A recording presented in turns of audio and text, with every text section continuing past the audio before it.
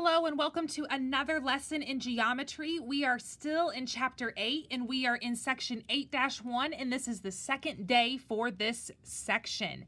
We're going to be using the Pythagorean Theorem again, but now we're using it in reverse or its converse. So what I'd like for you to be able to do is to use the Pythagorean Theorem and similar theorems to figure things out about triangles. So the big thing that we're going to be kind of implementing today is this first key statement of you can use the Pythagorean Theorem both forwards and backwards.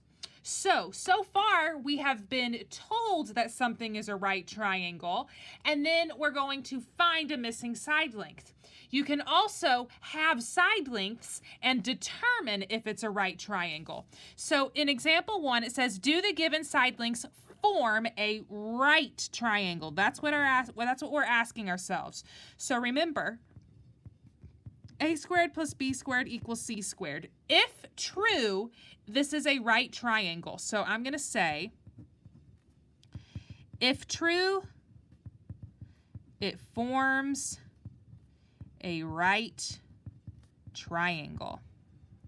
So here's what we're going to do. We're going to take our three side lengths, determine which one's A, B, and C, and then plug it into our Pythagorean Theorem and see if it balances.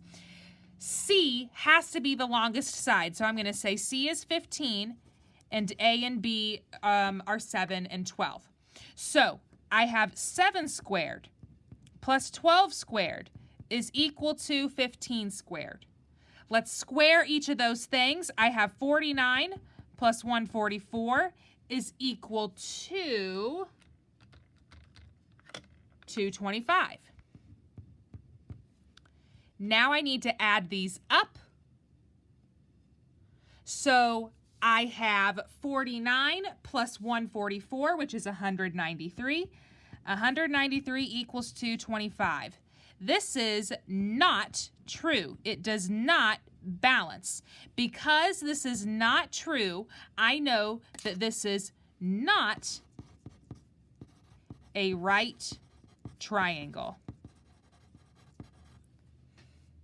Let's do that again over here. So I have my three sides and I want to determine, is it or is it not a right triangle?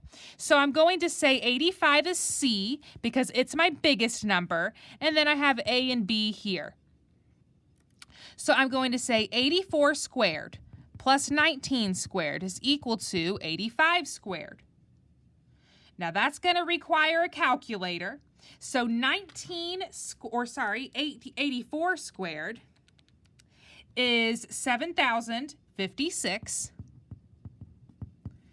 and 19 squared is 361, and 85 squared is 7,225. Now I'm going to add this left side up. I'm just working through order of operations, and I'm going to get 7,417 is equal to 7,225. This is not true. It does not balance. Because they do not balance, I am going to say not a right triangle. Now, if they did balance, let's say that I did get 7,417 equals 7,417. If that did work out, then I would say yes, it is a right triangle. Now we can take it even a step further. If we know that it's not a right triangle, then it must be either obtuse or acute. So it's going to be obtuse if this C squared is more than the other two sides added together. In other words, the C is going to be bigger, or the long side is really long, basically. And if that's the case, then it's going to be obtuse. But what if C squared ends up being less than the other two sides? That means that it's going to be, C is not as long. So the long side is not as long. It's not going to open that opposite side of, or that opposite angle of it very much. So if c squared is less than the other two sides, then the triangle is going to be acute. Let's do some examples with that, and then we are done with today's notes. So it says, classify whether each set of numbers forms a right triangle, an acute triangle, or an obtuse triangle. So first we have the sides 7, 24, and 25. We are still putting this in the formula a squared plus b squared equals c squared. So I have 7 squared plus 24 squared is equal to 25 squared.